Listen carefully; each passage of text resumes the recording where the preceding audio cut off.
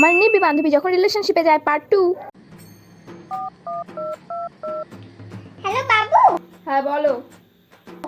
হ্যাঁ আমি রেডি হয়ে গেছি, আমি বের হচ্ছি, ঠিক আছে? কি ড্রেস পরেছো তুমি? ভিডিও কল করো তো আমাকে।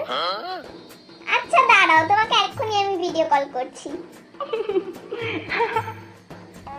হ্যাঁ বলো। তুমি এটা কি পরেছো? তুমি কি আমাকে সুস্থ দেখতে চাও বলো তো?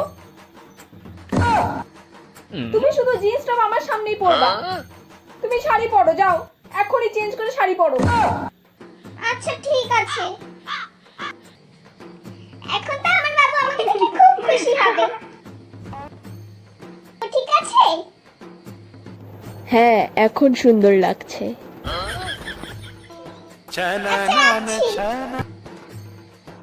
Few moments later. কি রে তুই কি সরস্বতী পূজায় ঘুরতে আসছিস না পাহাড়ে ঘুরতে? শাড়ি পরে আসছিস যে?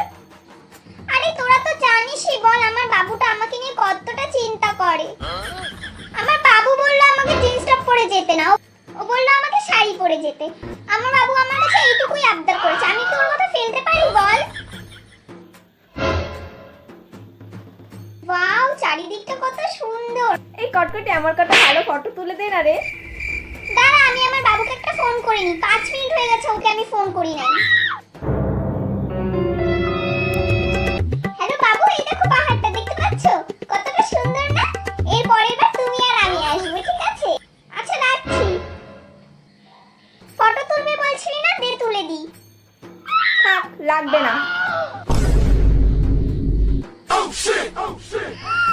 5টা বেজে গেছে, তোরা কেউ বাড়ি যাবি না নাকি রে?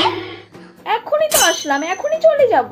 আর একটু দাঁড়া, কিছুক্ষণ পর যাচ্ছি। তুই বাড়ি চল রে, বাড়ি যেতে হবে, আমার বাবুটা খুব চিন্তা করছে আমার জন্য, তাড়াতাড়ি কর। ওই বাড়ি চল না, এই জন্য আমি তোদের সাথে আসতে চাই না।